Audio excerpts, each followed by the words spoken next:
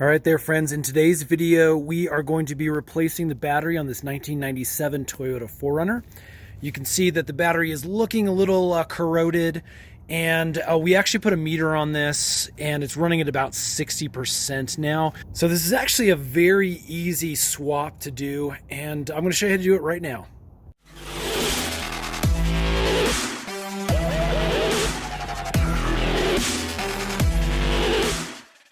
All right, so there's a couple of different connections that we're gonna have to loosen out to pull the battery.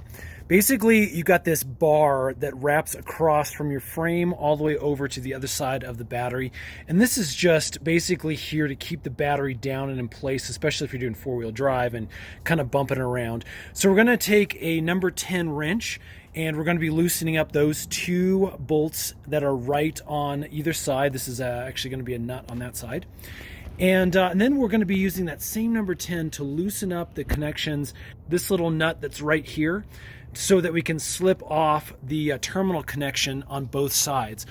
This is going to be our positive side is the red, black is going to be negative. Usually you can tell by looking kind of up top on the battery. You can see the little negative symbol right there, and the positive is going to be underneath there. You can see just barely in the corrosion.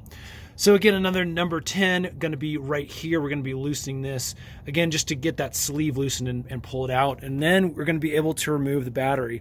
So here is the number 10 wrench that we're going to be using. So we're actually going to be removing the negative side first and then the positive. That way we don't get those sparks that kind of fly. So again, let's do that first. Let's go ahead and remove the negative side. And basically these are on usually just barely, kind of tight. They're not super tight on there, and you can kind of get them off with your fingers once it's loosened.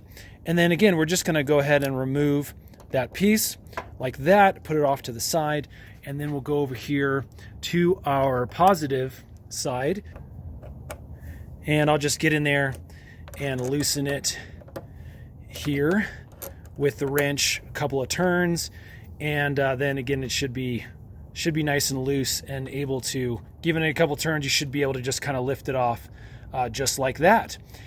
Okay, our next step is to remove this little bracket that holds the battery in place. And a small correction, I said it was number 10 earlier. It's actually a 12 millimeter that we need for this specific bracket. Yours may be a touch different, but as you can see, this is already a touch loose.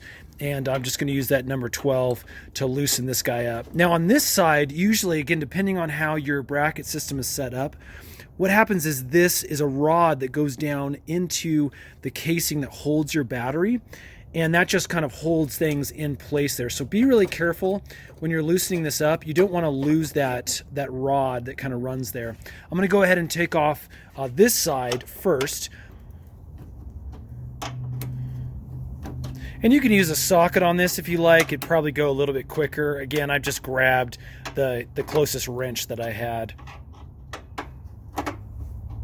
Okay, after a few turns, this actually is able to pull out just with your fingers. Again, don't lose that little washer that's right there. We're going to put this off to the side and make sure we hold on to it. And now this bracket is actually going to be able to be loosened and moved out of the way. Again, remember this little bar here as I'm pulling up, you'll be able to see the end of it. That is going to go down into a slot that's down there below the battery, and I'll kind of show you that once this is removed. So let's take this bracket and let's set it off to the side here. Okay, at this point the battery is ready to be lifted out. There's a little grip over here and here on this specific interstate battery. I'm going to need two hands to lift this out, but what I'm going to do is just grab it. I'll pull right out and we can kind of look at what's below it. Okay, the battery has been removed, and as you can see, it's kind of corroded and nasty, so you may want to get in here with a rag, just kind of clean things up. What I wanted to show you is that little hole right there. That's where that bracket rod comes in and snags up into to, again, make sure that top bracket holds the battery in place. At this time, you also may want to clean your terminals. These aren't too bad. It looks like they've been wire brushed fairly recently, just to make sure that there's no corrosion there, preventing a proper connection with the battery terminals. Now, again, it is important to remove your battery first before getting the new one. And this is why. This is called a battery core, and there's a core charge when you buy a new battery. So you're going to want to take your old battery into wherever you're getting your new battery from. In this case, we're actually going to be going to Sam's Club. Sam's Club sells Duracell batteries, and they're going to run right about $100, $110. You can get batteries cheaper for these 4Runners by going to places like Walmart, and they have some more low-end ones that I've gotten for right around $70. So there is a way to save a little bit.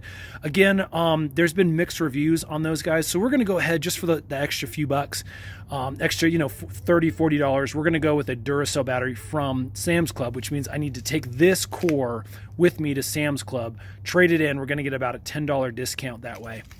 All right, let's go to Sam's Club and grab our new one. $112.96. All right, sounds good. Okay, we're back from Sam's Club, and I actually just removed this little plastic plate that sits down here that holds the battery. You can see there's two little pegs that go into these holes down here, and I just cleaned that up a touch. You can tell it's old, and so it's still a little bit dirty, but cleaned that up a little bit just to prevent any extra battery corrosion that may have built up on top of that. And we are ready to install our battery now.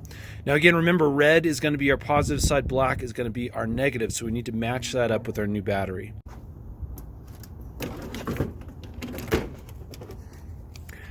Okay, the Duracell battery is now down in there. And I've actually installed it with the label upside down, you can see, because my red positive is on this side, whereas on the Interstate battery that I exchanged, it actually was flip-flopped where the label was down or pointing in the downward direction. So again, just make sure you line up your correct terminals with the correct terminal brackets here. Okay, on the reinstallation, we are going to be connecting the positive first, so I'll remove that little cap there, and then we're going to be connecting the negative side. Okay, so I'm actually going to install our little bracket here first, now that this is in place where it needs to be. Remember, you have this little hook thing. Again, this is the bracket system for this specific vehicle. So what I'm going to do is I'm going to actually put this underneath the battery first, the battery strap here, and then I'm going to feed that hook down into the hole that I showed you earlier. If you can see, it just slides right in there and hooks on. Okay, so once you have the bracket on, you can see I'm kind of shifting it around, making sure that the bracket lines up with the hole over here on this side, and that it is snug and in the hole on the other side over here. And I can kind of just finger tighten this down to keep this in place. Okay, now that I'm sure this side is in place, I'm actually going to take my little nut here and again just get it in place with this bracket back onto the frame. Okay. And then we're just going to tighten that down. Okay, once this bolt is completely tight down on the frame, I'm going to come back over here to this side of the bracket, and I'm just going to tighten this screw down. Again, I'm using that 1/2 inch wrench. On this side, I'm not pushing down too hard. Again, you don't want to damage the top of the battery. You just want to make sure it's nice and snug so that the battery doesn't move underneath. Okay, so with the battery in place, I'm going to come back over here to my positive terminal first. Again, I'm going to put that on, and I'm going to tighten down this nut here with my 10mm wrench. Okay, with our positive connection made, let's go over here to the negative.